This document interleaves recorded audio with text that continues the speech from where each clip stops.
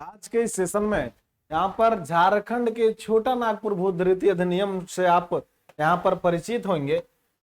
झारखंड का भूधृति अधिनियम में यह जो शब्द है भूधृति, यहाँ पर सबसे पहले आप समझेंगे कि भूधृति क्या है, उसके बाद आप आगे सवालों की ओर जाएंगे।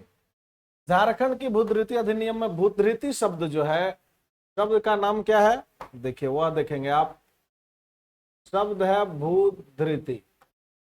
ठीक है, यह शब्द का मतलब हुआ भूमि का वह नियम जिसके अंतर्गत जमीन पर भूमि पर अधिकार करने वाले व्यक्तियों का वर्गीकरण हो और उनके अधिकारों का, उनके दायित्वों का उल्लेख हो, उसी शब्द को भूधृति कहते हैं। भूधृति से यही मतलब है। ठीक है, और भूधृतियों को इनमें से किस नाम से जाना जाता है? भूधृतियों को किस नाम से जाना जाता है? तो भूतखेत, डली कटारी और पहनई, ये सारे नाम से जाना जाता है। आपको हम बताए ना कि भूधृति का मतलब क्या हुआ। भूधृति भूमि का वह नियम है जिसके अंतर्गत भूमि पर अधिकार रखने वाले व्यक्तियों का वर्गीकरण हो। जैसे यहाँ पर देखिए, भूतखेता जो है सो उस पर किसी और का अधिकार है, पहनई पर पहन का अधिकार है, इसी प्रकार से किस पर किसका अधिकार है यह उल्लेख होता है। ठीक है, उसके दायित्वों का उल्लेख होता है और उनके अधिकारों का भी उल्लेख होता है इसमें। ठीक है, तो इसमें सवाल था भूधृतियों को इनमें से किस नाम से जाना जाता है, तो उपरोक्त सभी जो है वो भूधृति में आता है। आप इससे पहले भी आप झारखंड के भूधृति, छोटा नागपुर भूधृति अधिनियम को पहले भी आप पढ़े होंगे, लेकिन यहाँ पर आप भूधृति का मतलब नहीं समझ पा रहे थे। तो भूधृति का मतलब क्या है कि भूमि का वह नियम जिसके अंतर्गत जमीन पर, भूमि पर अधिकार रखने वाले व्यक्तियों का वर्गीकरण हो। यहां पर देखिए, जमीन जो है, जमीन का टुकड़ा है, उसमें अधिकार रखने वाले व्यक्तियों का वर्गीकरण है। यानी कि इस कोई जमीन है, इसका अलग रहेगा कौन, इस या पाहन को जमीन दिया गया है, तो कोई जमीन है जो महतों को दिया गया है, कोई जमीन है मुंडा को दिया गया है, और उसके अलग अलग कार्य हैं, अलग अलग अधिकार हैं, उसका उल्लेख होता है, उसके दायित्वों का उल्लेख होता है। चलिए अगले सवाल पर आपको हम ले चलते हैं।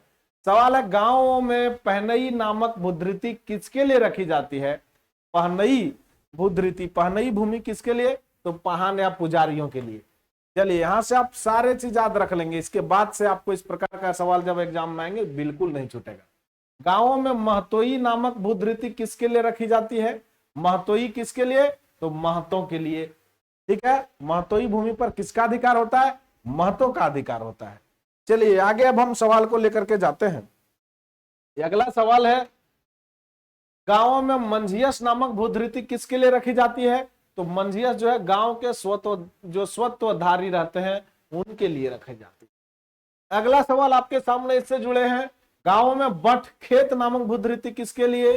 तो बटखेत जो है मंझियस जमीन पर काम करने वाले मजदूरों के लिए होता है। मंझियस जमीन पर जो मजदूर काम करते हैं उनके अधिकार में यह जमीन आता है, नाम है बटखेत। चलिए अगला सवाल आपके सामने है कि छोटा नागपुर भूधृति अधिनियम 1869 में भोहियरी शब्द के अंतर्गत इनमें से किसे परिभाषित किया गया है? भूतखेत को भी, डली कटारी को भी, पहनई को भी। यह तो पहला सवाल भी ऐसा ही था। चलिए इस प्रकार से सारे जवाब। अब इससे अधिक सवाल आपको एक और यहाँ पर सवाल आ सकते हैं कि छोटा नागपुर भूधृति अधिनियम 1869 के अंतर्गत विशिष्ट कमिश्नर के बारे में इनमें से कौन सा कथन जो दिया गया है वह कथन जो है सत्य है? ठीक है, यह सवाल भी यहाँ पर आपको आ सकता है। तो याद रखेंगे कि विशिष्ट कमिश्नर के निर्णय के विरुद्ध प्रमंडलीय आयुक्त के पास भी आप अपील की जा सकेगी, यह भी है। और किसी भूयरी या मंझियस जमीन पर किसी ने कब्जा कर लिया है तो विशिष्ट कमिश्नर उसके वारिस को उसकी जमीन दिलवाएगा, यह भी है। और विशिष्ट कमिश्नर मंझियस की श्रेणी में आने वाली जमीनों को रजिस्टर तैयार करेगा। सारे कथन सत्य हैं।